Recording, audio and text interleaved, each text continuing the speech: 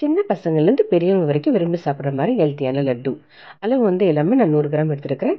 வேர்க்கடலை, உடச்ச கடலை, கேஷ்யூ, பாதாம், சர்க்கரை. இப்போ இது எல்லாமே மிக்ஸி ஜாரில் போட்டு நம்ம பவுடர் பண்ணி எடுத்துக்கிறோம். எல்லாமே மிக்ஸ் பண்ணி தான் நம்ம பவுடர் பண்ண போகிறோம். பவுடர் ரெடி ஆயிடுச்சு. இதை வந்து ஒரு பிளேட்டில் மாற்றிக்கலாம்.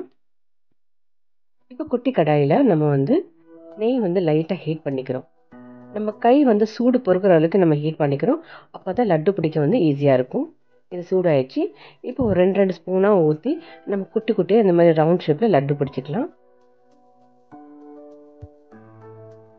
பொதுவாக கேஷ்யூ, பாதாம், வேர்க்கடலை வந்து பார்த்தீங்கன்னா அப்படியே கொடுத்தீங்கன்னா சாப்பிட மாட்டாங்க.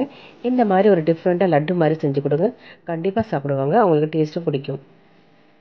அவ்வளோதாங்க, டேஸ்டியான ஹெல்த்தியான லட்டு ரெடி. இந்த ரெசிபி உங்களுக்கு பிடிச்சிச்சுன்னா நீங்கள் ட்ரை பண்ணி பாருங்கள். எங்கள் சேனலை லைக் பண்ணுங்கள், கமெண்ட் பண்ணுங்கள். தேங்க்யூ.